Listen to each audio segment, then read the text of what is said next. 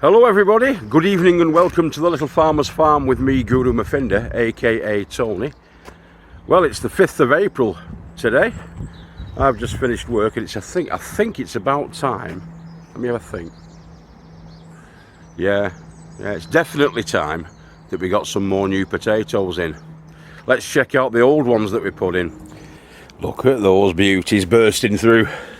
Absolutely superb.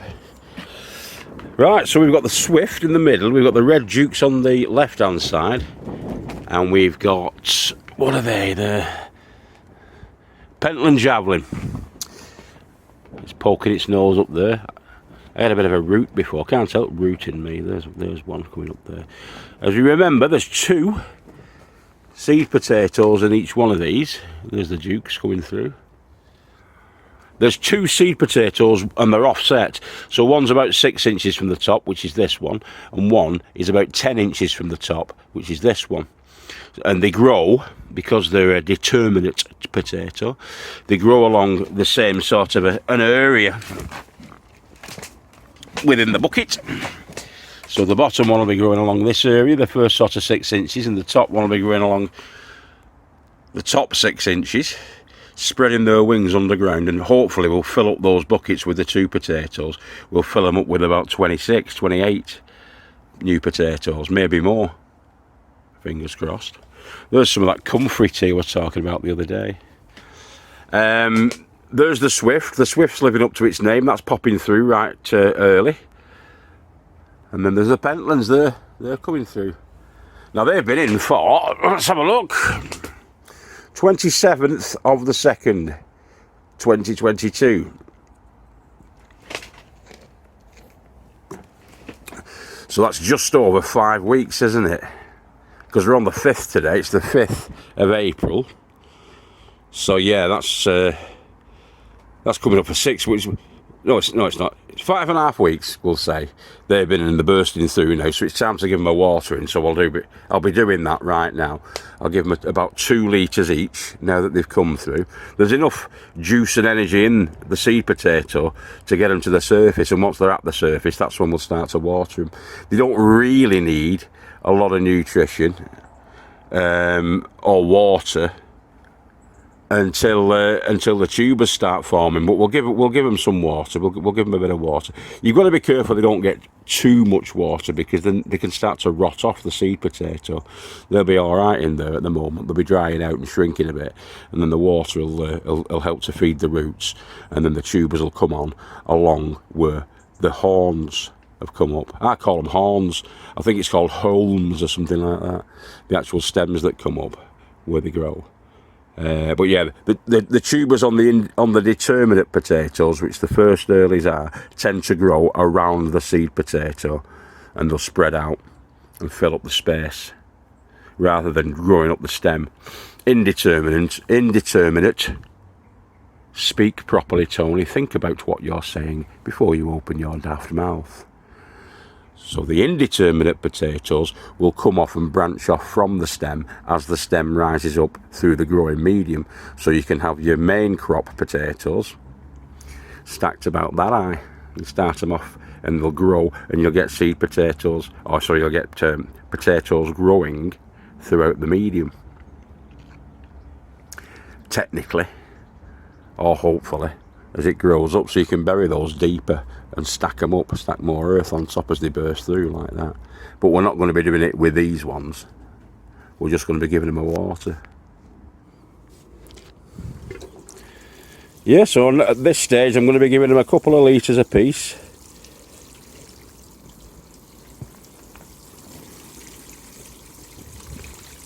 Get them moisturised. It's not been incredibly hot in here, so we're not too bad. If it does get hot, you can water them a couple of times a week while they're indoors. Eventually, once we're past our last frost dates, they'll be going outside these, but until then they're going to be staying in here, so that their little leaf doesn't get wind burned by the frost.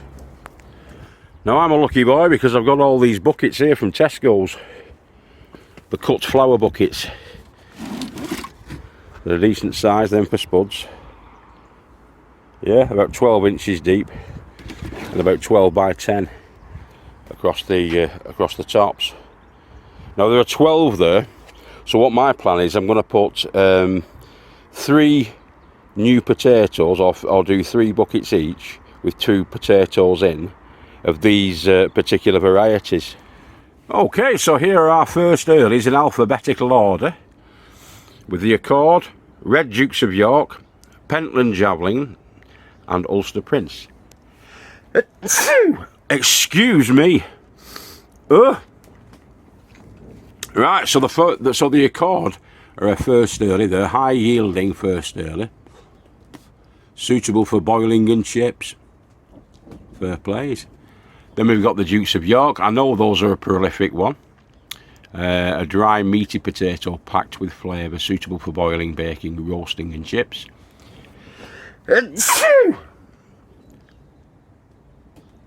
God bless me. Javelin. Pentland Javelin produces heavy crops once again of short oval tubers, suitable for salads, boiling and chips. And then my favourite, the Ulster Prince, renowned for its early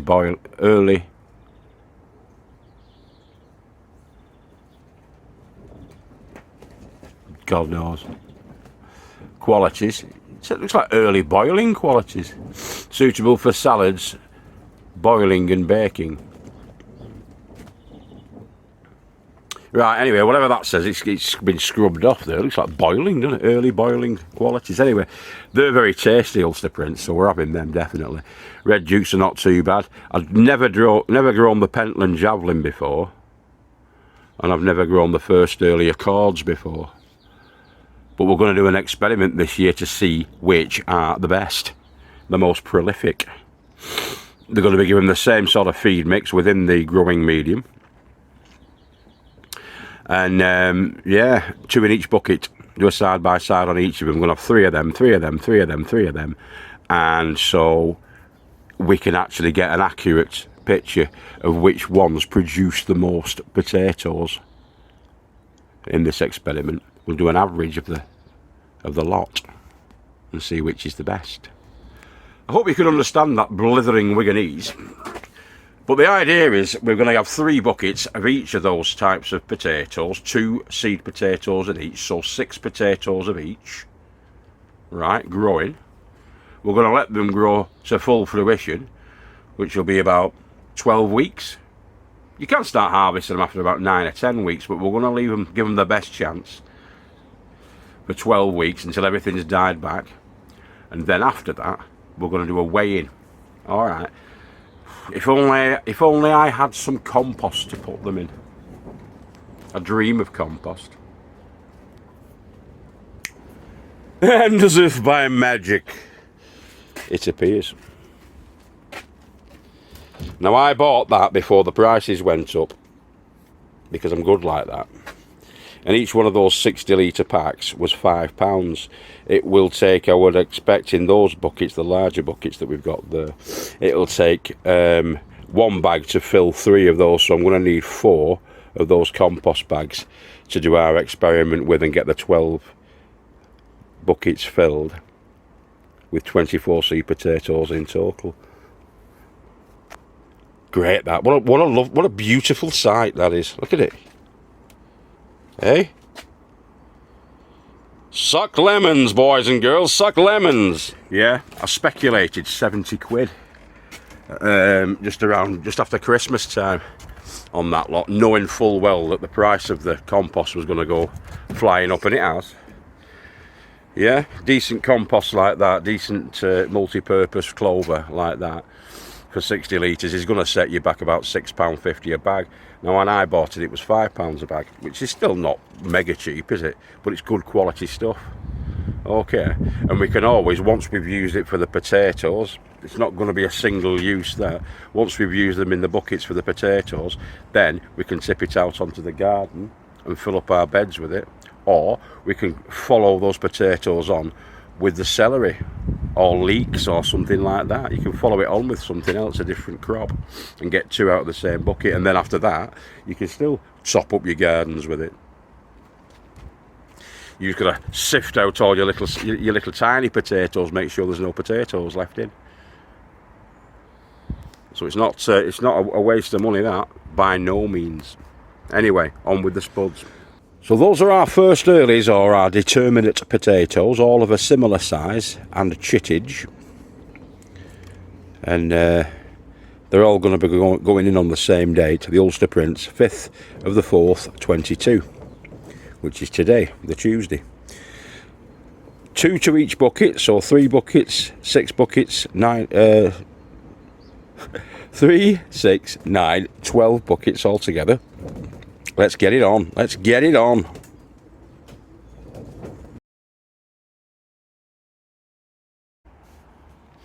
Okay, this is where they're going.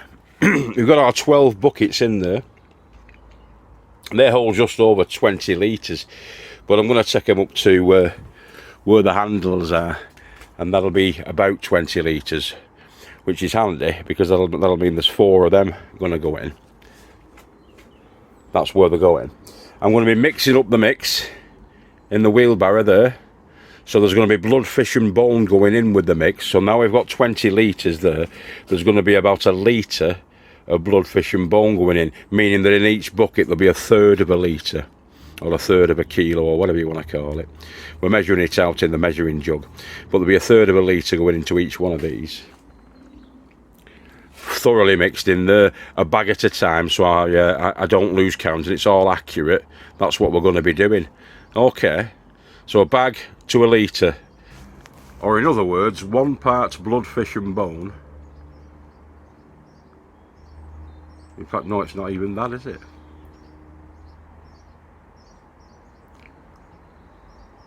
A litre in with 60 litres.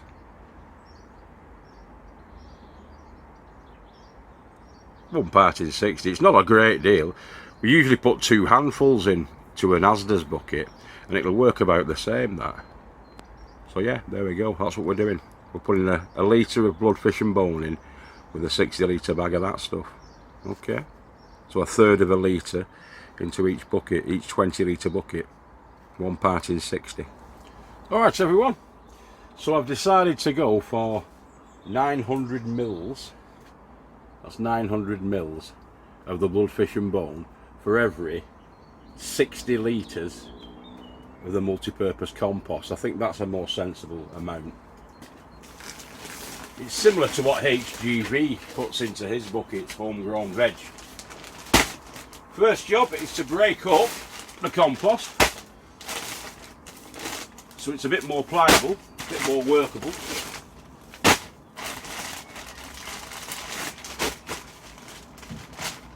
And then you can open the bag up. I just tear into it. If you find where the seam is and get your fingers in, get your thumbs in, it should go, which it does. These are pretty sturdy bags, these, to be fair. They're quite robust. Some of the ones you get, you'll be bouncing it about like that and it'll just naturally split down the sides before the tops come free. But that's good stuff. That then is going to go into this big wheelbarrow, and then that's going to be mixed in with it. Give it a thorough working through so it's all integrated into the mix. Alright. Okay, so we're going to add in our compost.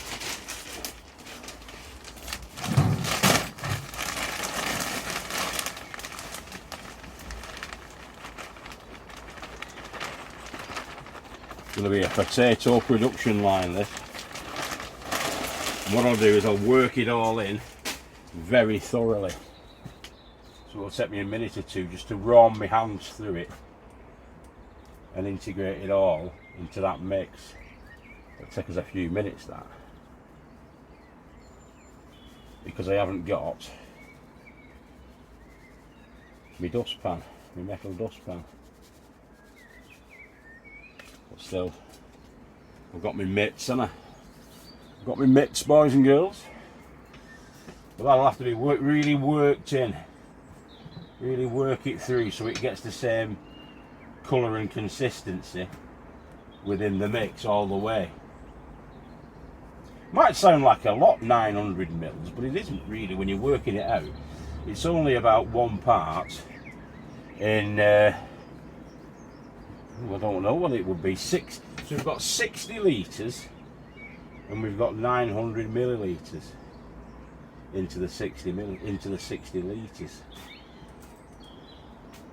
I can't work that out off the top of my head. I should be able to do. I used to be able to be really good at basic arithmetic like that, but I think it's old age and misadventure. A few too many knocks to the head.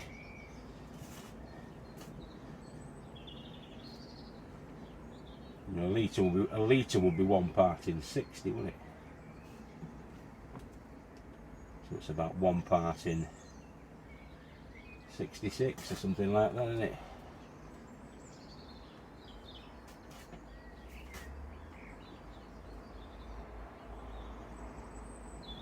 .5%.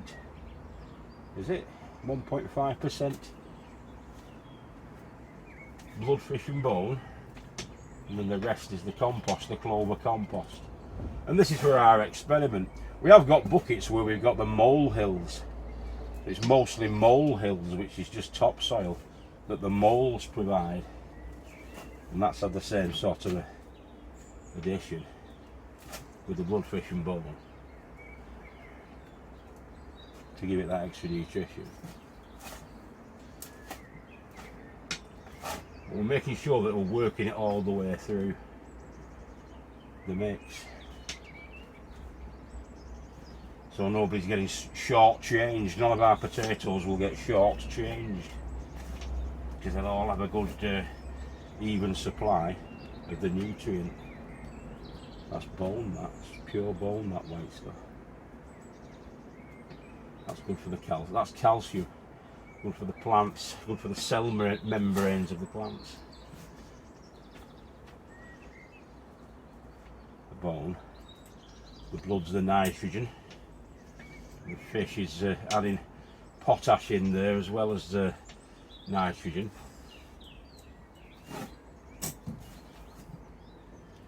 There's phosphorus. It's a decent mix, really, blood, fish and bone with your NPK. But it's also got other got the macronutrients, and it's got the micronutrients in it as well. A good supply. I think that's a fair mix now, that, I'd say.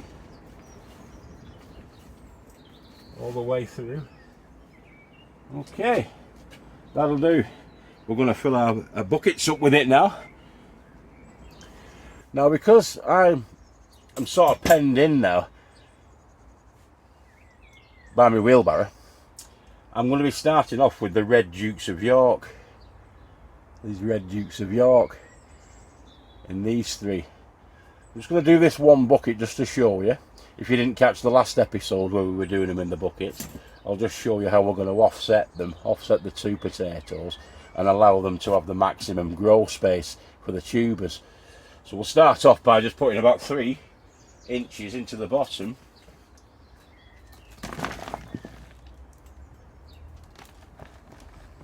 Yeah, so we'll put about 3 inches into the bottom, get our first potato. I'm just being a bit judicious with these, so we're getting a quite large one with a not so large one, but they're all more or less the same sort of a size, really, to be honest with you, these. So that's going to go in there, 2 to 3 inches from the bottom. Then on top of that, we're going to fill it up to about here, which is going to be about 6 inches from the top, and then we're going to put another potato there. So let me just do that, we'll crack on with that. If you've got longer chits on, you've got to be careful when you're filling up the growing medium over the top of it, so you don't break those chits. But these are pretty stout and sturdy chits. I've done a decent job of chitting those. Pretty small horns on them.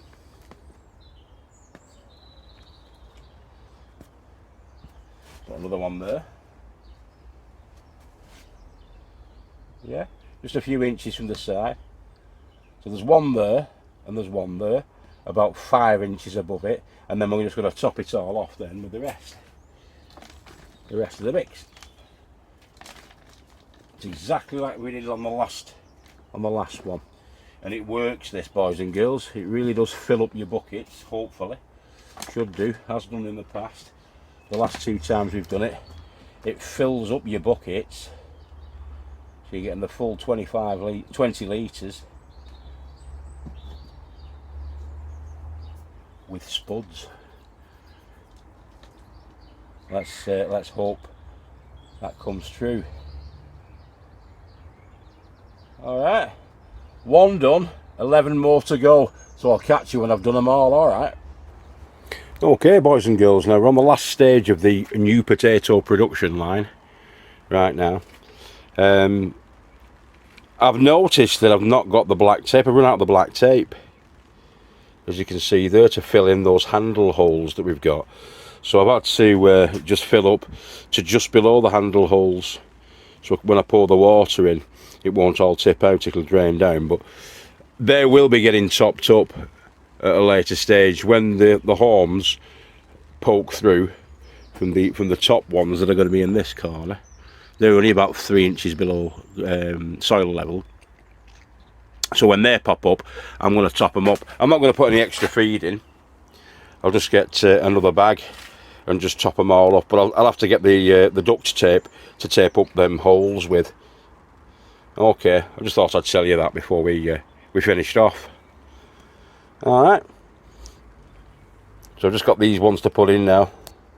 And the last ones are the Ulster prints, which have been traditionally my favourites. There we go, all labelled up. 3 buckets of accord, times 2. The times 2 on there. The same with the Red Dukes of York. They're all times 2. The Pentland Javelin.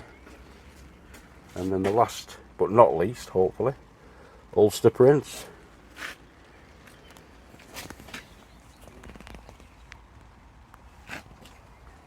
What a lovely sight.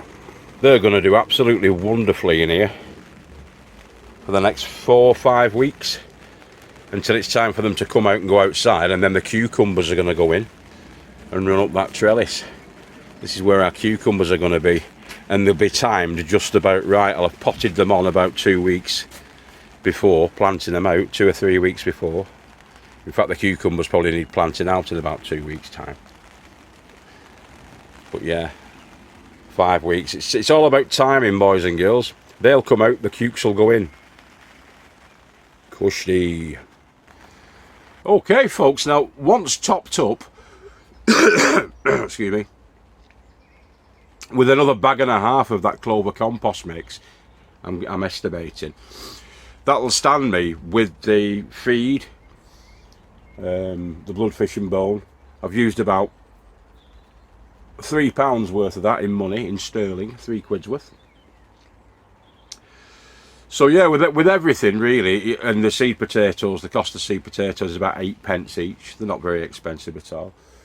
It's around about £3 in sterling for each bucket. So those 12 buckets there will have stood us at 36 quid. Am I getting that right? Yeah, once topped up, about £36, about 35, 36 quid for that. And you might say to yourself, well, actually no, that's not right, is it? It's about £30 altogether with the bucket. Yeah, with the extra 1.5 that we're going to be putting in. Now you might say to yourself, well, I can get that sort of a price at the supermarket. But can you? For organic potatoes, we're hoping to get £3, if not more, £3 in weight, if not more, from each of those buckets. So that £3 equals the £3 in weight.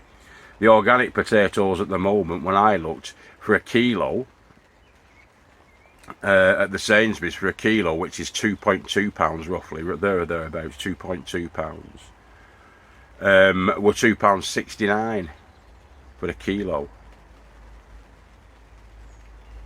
And that's only going to go up, and it's going to go up quite a bit in the next few months. You mark my words, with all that's going on in the world. The price of food is going to go sky high. 3 of those buckets, at the cost of, say, 9 quid, will feed us for a week in high quality carbohydrate, along with all the other fresh, nutritious, organically grown vegetables that we're growing on the plots. We're going to be saving money in the long run, and at the end of the day, that compost, yeah, will have used probably around about 60, 120.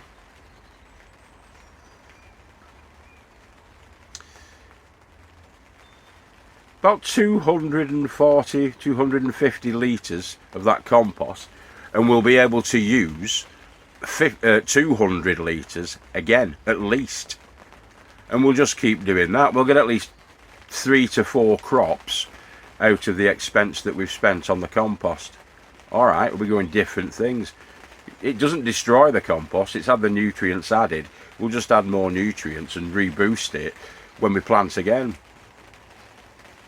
It's not that expensive. When you actually work it out, you're going to be saving yourself quite a bit of money. Each bucket, although I've said £3 initially for the buckets, each bucket's probably going to be well less than £1 in actual cost. Well less. Probably about 70p. Okay. So that's worth bearing in mind, boys and girls, in these tough times to come. Grow your own. Keep growing with your heads down. You won't be disappointed.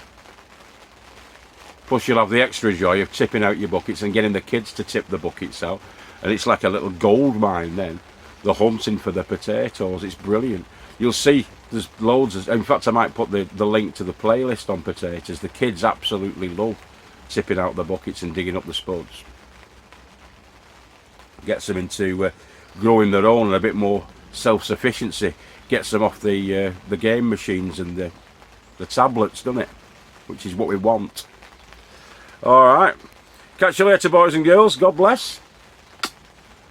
If I don't see you through the week, I'll see you through the window. I'm hoping to get another video up on Thursday, so stay tuned for that.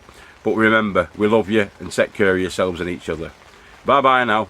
Ta-da.